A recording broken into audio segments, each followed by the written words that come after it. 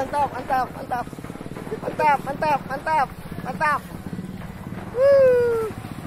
Jukutnya banyak, jukutnya. Banyak jukutnya nih. Banyak jukutnya forenya. For jukutnya. Oh, pesut Mahakam, inilah dia, pesut Mahakam. Oh. Inilah nasib pesut yang terdampar di Sungai Mahakam.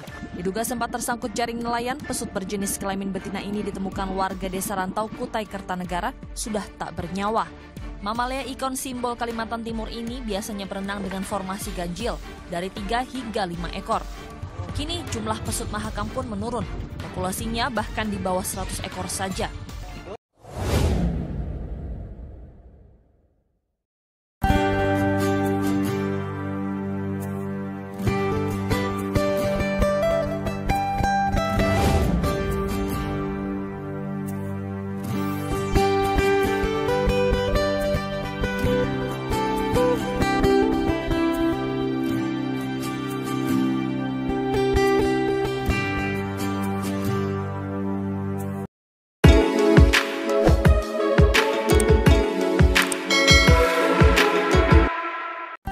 Teman-teman pasti tahu kan dengan hewan mamalia yang bernama pesut.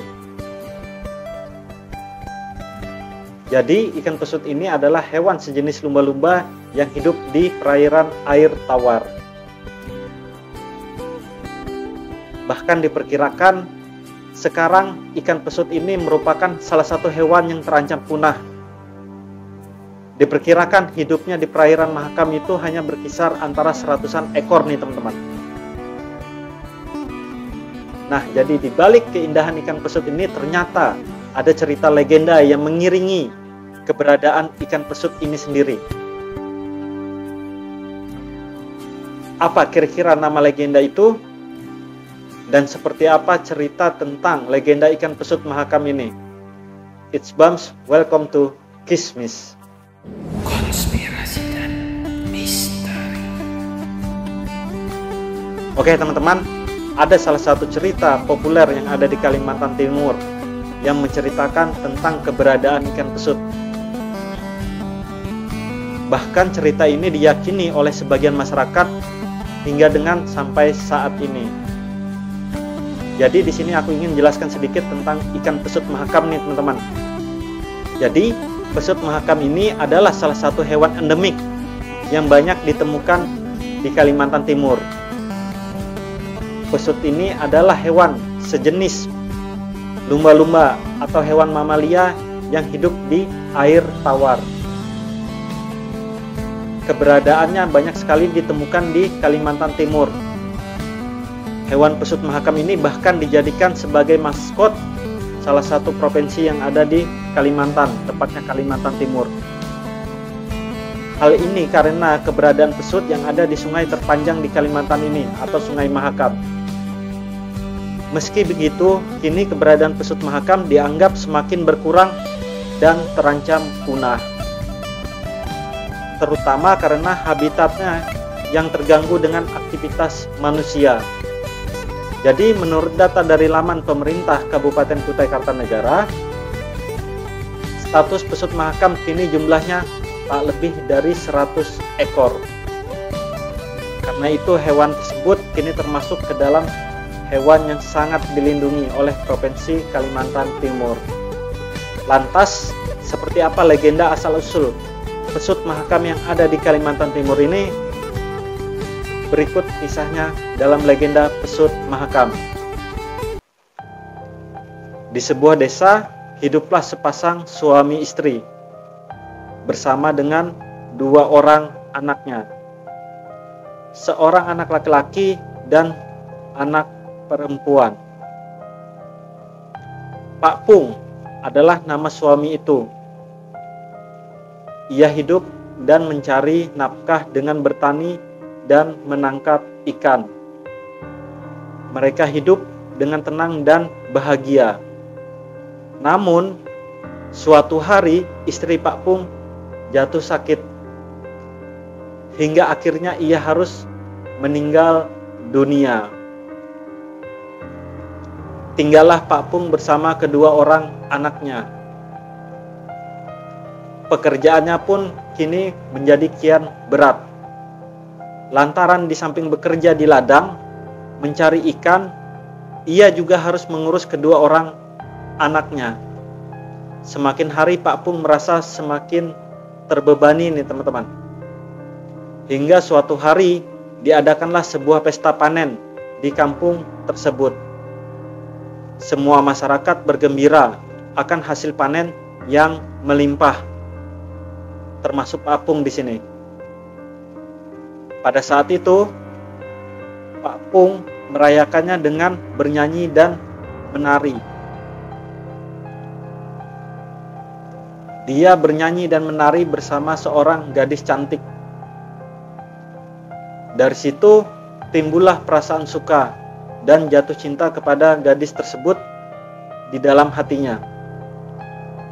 Pak Pung lantas mengajak gadis tersebut menikah. Dan ternyata lamaran Pak Pung diterima oleh gadis tersebut.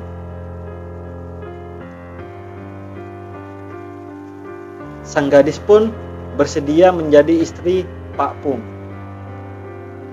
Jadi setelah sekian lama Pak Pung dan gadis tersebut menikah, hidup Pak Pung tak lagi kesepian nih teman-teman. Mereka hidup rukun dan bahagia sebagai sepasang keluarga bersama dengan 2 orang anak Pak Pung. Namun kebahagiaan itu tak bertahan lama. Semakin hari, tabiat buruk sang istri semakin terlihat, terutama kepada anak-anak mereka. Sang istri selalu berlaku kasar.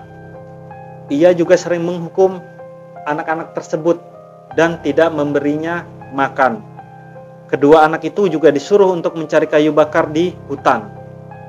Jika kayu bakar yang didapat kurang, mereka harus bermalam di hutan sampai kayu bakarnya cukup. Suatu hari, kedua anak itu pun tidak mendapatkan kayu bakar. Akibatnya mereka sudah tahu nih teman-teman, bahwa mereka harus bermalam di dalam hutan. Malam itu, mereka pun kelaparan di dalam hutan.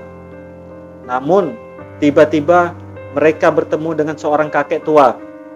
Kakek tersebut mengajak kedua kakak beradik tersebut untuk pergi ke utara. Di sana terdapat sebuah pohon yang penuh dengan buah-buahan. Anak-anak diperbolehkan untuk mengambil sebanyak mungkin buah, namun hanya boleh sekali.